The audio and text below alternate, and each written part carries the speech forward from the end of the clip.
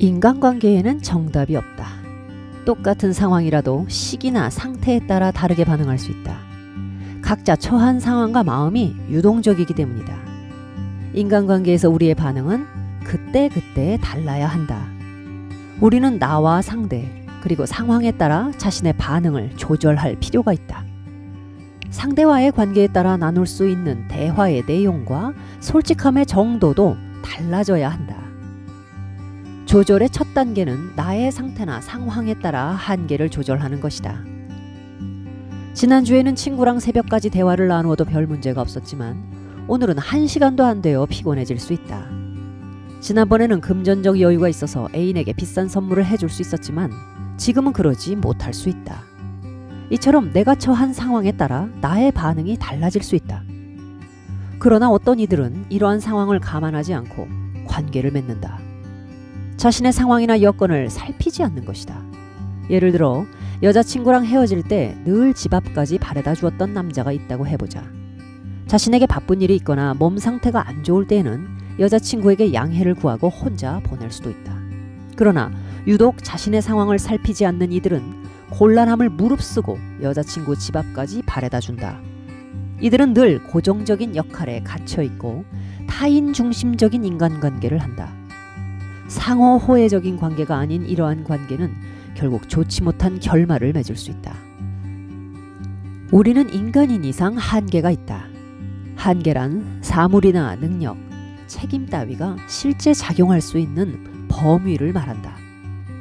집으로 비유하자면 자고 가도 되는 사이가 있고 안방까지 들어와도 되는 사이가 있고 거실에만 머무를 수 있는 사이가 있고 아직은 집 밖에서 만나는 게 좋을 사이가 있다.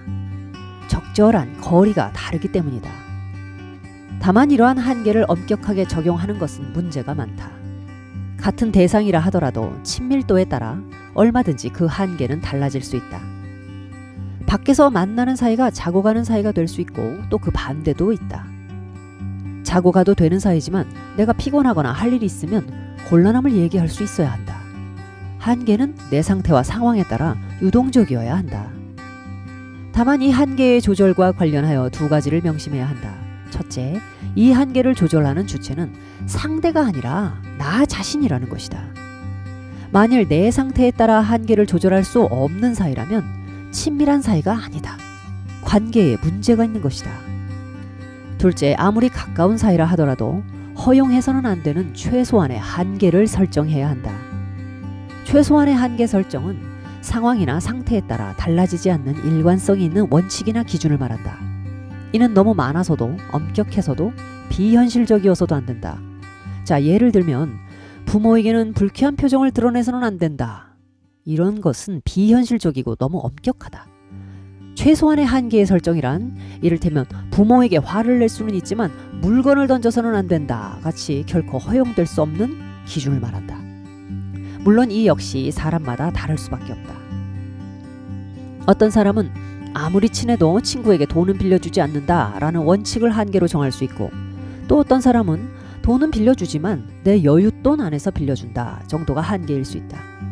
이러한 최소한의 한계를 설정하지 않으면 대인관계에 문제가 나타나게 마련이다. 바운더리가 건강하지 못한 사람들은 이러한 한계 설정이나 한계 인식에 문제가 많다. 한계 자체가 없거나 너무 많고 상대의 책임을 자신의 책임으로 떠안거나 반대로 자기의 책임을 상대에게 떠넘기고 친한 사람이라도 지켜야 할 거리가 있는데 이를 막무가내로 침범하거나 허용을 해준다. 특히 훈육하는 부모나 교사라면 이러한 최소한의 한계의 설정은 꼭 필요하다. 이를테면 게임은 할 수 있지만 반드시 할 일을 먼저 해놓고 한다거나 수업 시간에 잘 수는 있지만 잠을 자려면 손을 들고 허락을 받고 자는 등 최소한의 한계의 설정이 필요하다. 우리는 내 외부의 상황에 따라 우리의 반응을 조절할 필요가 있다. 그래야 상호적이고 건강한 관계가 된다. 조절의 두 번째 단계는 상대의 입장을 파악하는 것이다. 건강한 인간관계를 위해서는 내 입장뿐 아니라 상대의 입장 또한 살펴야 한다. 힘들어하는 친구가 나를 필요로 한다면 만사를 제쳐두고 달려갈 수 있다. 반대로 힘들어하는 친구 옆에 있어주고 싶지만 친구가 지금은 혼자 있길 원한다면 그렇게 하는 것이 필요하다. 이를 위해서는 상대의 의도나 마음을 잘 읽을 필요가 있다. 그런데 이러한 역지사지는 쉽지 않다. 가장 좋은 방법은 눈치를 보고 지레짐작하기보다는 질문일 수 있다. 상사가 시간이 있는지 물어보면 바로 대답하기 이전에 먼저 무슨 일이 있으세요? 하고 물어보는 것이 순서다. 애인을 만났는데 뭔가 기분이 안 좋아 보인다고 해보자. 나한테 불만 있나? 이런 생각이 들 수 있다. 그러나 그것은 느낌이고 실제로는 물어보는 것이 좋다. 무슨 일이 있어? 얼굴이 안 좋아 보이네. 하지만 다만 이때 신경 쓸 부분이 있다. 상대가 아니야 별일 없어 하고 했을 때다. 인간관계가 어려운 것은 같은 말이 상황에 따라 다른 의미를 가지기 때문이다. 예를 들면 각자 대화에서 맥락의 수위가 다르기 때문이다.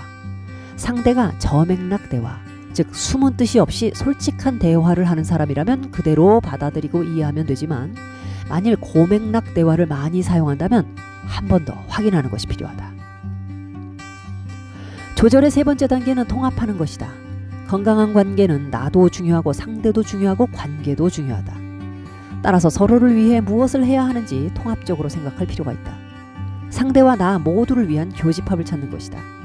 친한 친구가 보자고 했는데 어제 새벽녘까지 과로를 했다면 억지로 나가기보다는 양해를 구하고 그 다음에 먼저 연락해서 만나자고 청하는 식으로. 물론 매번 거래 관계처럼 상대가 한 번 하면 나도 한 번 하고 이런 식은 곤란하다. 내가 한 걸음 갔으니까 너도 한 걸음 와라 이렇게 요구하는 것은 기계적인 균형이다. 상대가 보통 사람이고 건강한 사이라면 내가 상대를 도우면 언젠가는 상대방도 나를 돕는다. 굳이 서로 계산하지 않아도 된다. 그러나 문제는 그런 사람들만 있는 게 아니라는 것이다. 어떤 이들은 상대에게 의존하거나 일방적으로 이용하기도 한다. 이것을 잘 구분해서 상대에 따라 행동할 필요가 있다. 무조건 신뢰하고 아무한테나 마음을 여는 것이 아니라 관계의 경험을 통해 단계적으로 신뢰하고 마음을 열어가는 것이다.